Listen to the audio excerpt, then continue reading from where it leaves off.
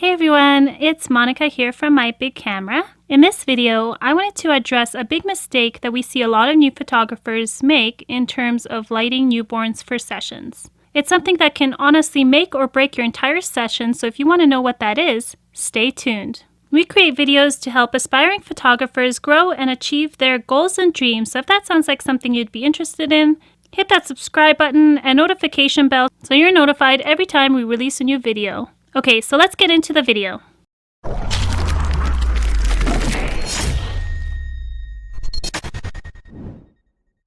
I'm first going to show you the correct way to light a newborn session. I'm purposely using my constant light that I use for filming because it's way more harsh, so it will show the differences in the shadows a lot better. If you want to know what lighting we actually use in our sessions, I will link our lighting setup video in the cards. You can see that I have my light positioned at a 45-degree angle above and to the left of the baby. Your light should be on the same side where you have baby's head. Baby's face should generally be angled slightly toward the light. This type of lighting setup is characterized by the butterfly shadow that you can see under the baby's nose here. The light should flow over the baby's face and down its body where the light tapers off. You will see shadow on the side of the face that is opposite to the light.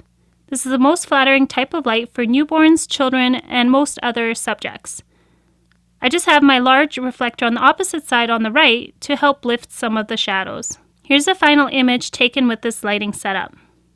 This next type of lighting is the incorrect way to light your newborn sessions. It's sometimes referred to as school lighting, kind of like the light that you would use using a flashlight when telling scary stories around a campfire.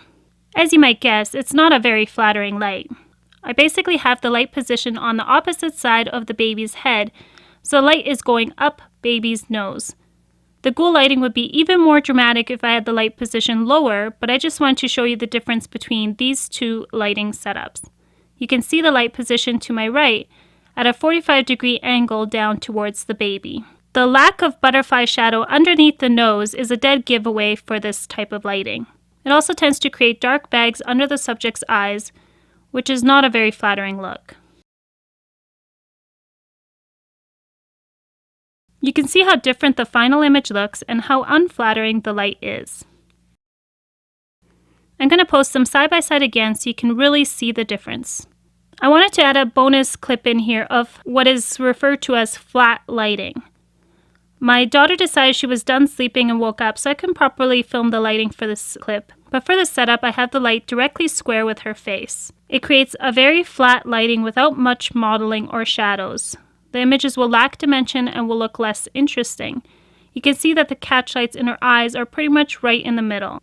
Ideally, the catch lights should be in one of the upper corners of the eyes. These same tips apply to whether you are using continuous lights like we did here, or strobe lights, or natural light. A good rule of thumb is to have the light at a 45-degree angle above the eye level of your subject and have the light angled so that it hits baby's face first before hitting the rest of its body. I hope you guys found this video helpful. If you did, please give the video a big thumbs up. Make sure to also subscribe and hit that notification bell so that you can join our photography family.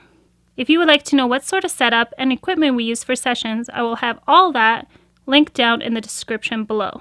And if you'd like to download our free Photoshop actions, I'll also have those linked below. Thank you so much for watching, and remember, keep creating.